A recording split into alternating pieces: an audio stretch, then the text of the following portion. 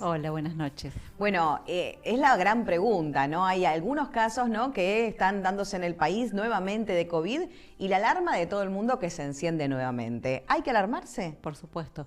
En realidad hay un aumento del número de casos, no es un aumento significativo.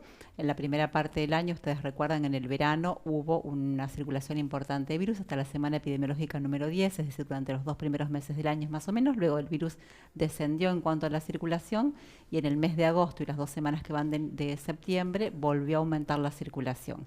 Es un número que todavía sigue siendo muy inferior a lo que ocurrió en el año 20 y 21. Más o menos se diagnostican alrededor de 2.000 casos semanales. Ustedes recuerdan que hace 2 o 3 años atrás el número de casos semanales era muy superior. Claro. Y esto es más o menos lo que se viene manteniendo en las 4 últimas o 6 semanas. Eso también ha generado que a partir del aumento del número de casos haya algunas internaciones también muy inferior a lo que fue en los años previos y muy inferior a lo que fue en la primera parte del año. Se reportan alrededor de 190 internaciones semanales en el total del país, ¿sí? Pero bueno, no es alarmante y sí tenemos que saber todos que es un virus que va a circular y posiblemente todos los años, para lo cual tenemos que estar preparados, prevenidos y protegidos con vacunas fundamentalmente. Hay una realidad que los síntomas de COVID inicialmente, cuando todavía no conocíamos su magnitud, eran muy parecidos, cuando recién nos empezamos a enterar información, eran muy parecidos a los de una gripe común, ¿no? Hasta que, por supuesto, vimos el progreso, ¿no?, y todas las dificultades que con eso traía. Ahora hay que chequearse, hay que testearse, porque los síntomas van a seguir siendo más o menos los mismos, ¿no? Eso tiene que ver mucho con el genotipo viral que está circulando. En este momento, el genotipo viral predominante es el genotipo Omicron, que produce síntomas leves, aunque sin duda puede tener algunas complicaciones en algún tipo de personas que tienen enfermedades de riesgo. Pero sin duda, el virus Omicron, que es la variante viral que circula actualmente en la mayor parte del mundo, es una variante que va a producir síntomas leves, muy similares a cualquier cuadro de vía aérea superior, a cualquier cuadro viral de vía aérea superior.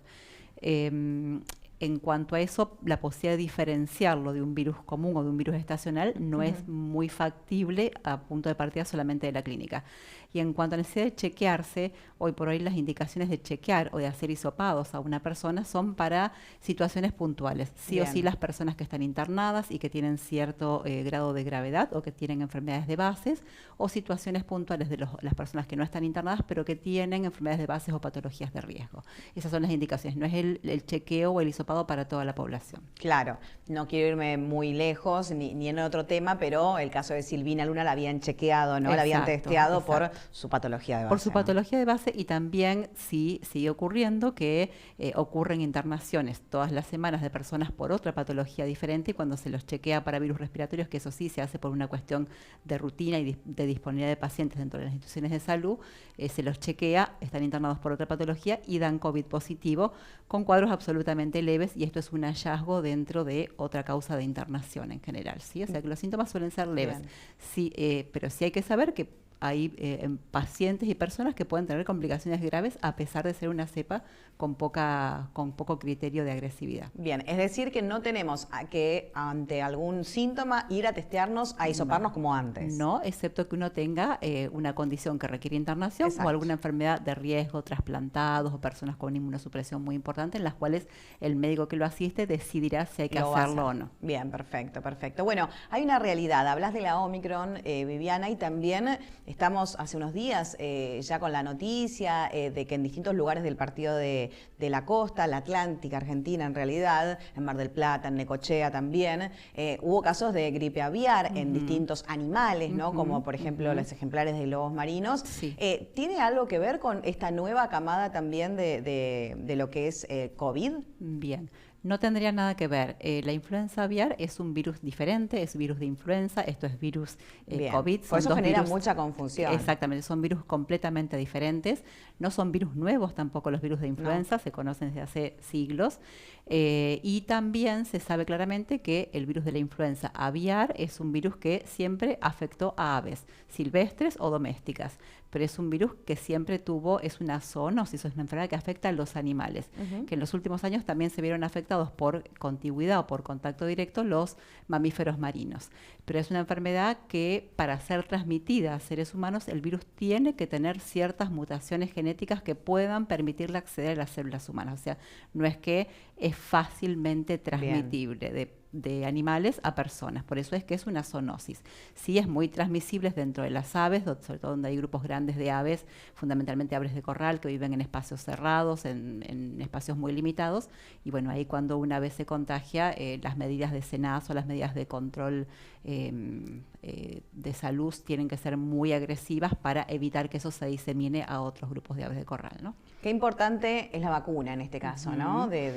Sí, de base. no hay vacuna frente a influenza aviar. Es una vacuna que no está disponible para seres humanos, sí para los animales. Por pero eso sí lo hubo en su momento, claro, de gripe A, bueno, por supuesto, COVID. Por supuesto, sí. La importancia de la vacuna, siempre hay que tener muy presente que las vacunas son medicaciones para grandes poblaciones. O sea, una medicación X actúa sobre una persona, en tanto que las vacunas son medicaciones que abarcan a grandes volúmenes de población. Por eso es tan importante que grandes volúmenes de población estén vacunados, como para limitar brotes de enfermedad tan significativas como fue el COVID.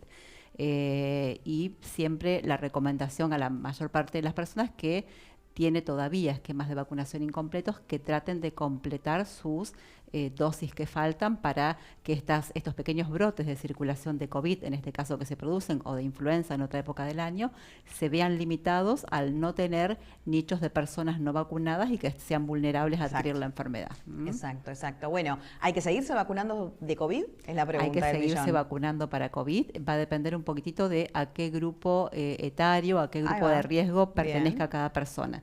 Los grupos de riesgo son 3, de bajo riesgo, de mediano y de alto riesgo, y en función de las características de cada una de las personas o qué comorbilidades tenga, el número de vacunas va a ser diferente. Bien. En principio, todos tenemos que tener por lo menos 2 dosis de esquema primario y un refuerzo. Y después se va recomendando una dosis por año por ahora. Bien, ¿los niños? ¿Qué pasa con los niños? A partir de los 6 meses se vacunan y los niños sanos completan esquemas primario y refuerzo, y la recomendación por este año es ese esquema, 3 dosis con un refuerzo por año. El año que viene se verá en función de la circulación que haya. Bueno, ante estos nuevos casos de COVID, más la vacuna, como bien recomendás, ¿qué otras recomendaciones nos podés dar para la gente que está mirando el noticiero para reforzar? Las recomendaciones siguen siendo siempre las mismas. Estar muy atento a la presencia de síntomas. Si uno tiene síntomas, no estar en contacto fundamentalmente con personas de riesgos, con niños, con adultos mayores, con personas que están... Hoy por hoy tenemos en nuestra comunidad muchas personas que tienen trasplantes de médulas, que tienen trasplantes de órganos, que usan inmunosupresores, personas que se dializan, personas que son diabéticas o que tienen sobrepeso u otras situaciones que ponen su condición de inmunidad con cierta vulnerabilidad. Entonces, estar vacunados es una forma de proteger a nuestro entorno laboral, familiar, de no transmitir estas enfermedades. Y si estamos enfermos, quedarse en el domicilio, aunque no tengamos diagnóstico exacto de cuál es el cuadro viral que estamos cursando, ¿sí?